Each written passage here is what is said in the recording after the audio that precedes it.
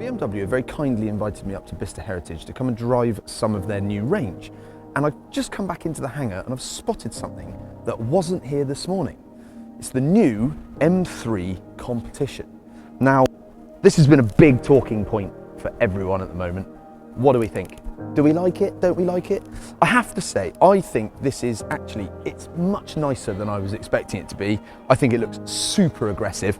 I love all of the lights. I love all of the carbon. I love the front wings. It looks wicked.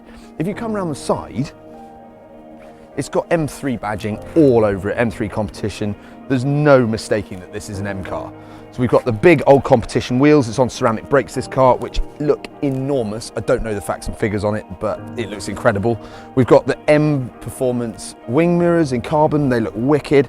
I can't get into the car, but there we go.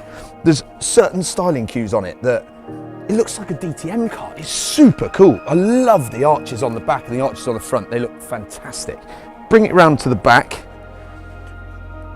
It's lovely at the back. It looks wicked. There's nothing wrong with it at the back.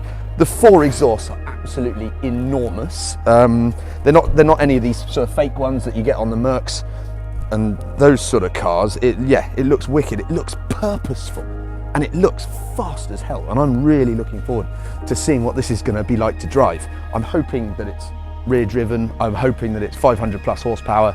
We'll see. It's going to be leery.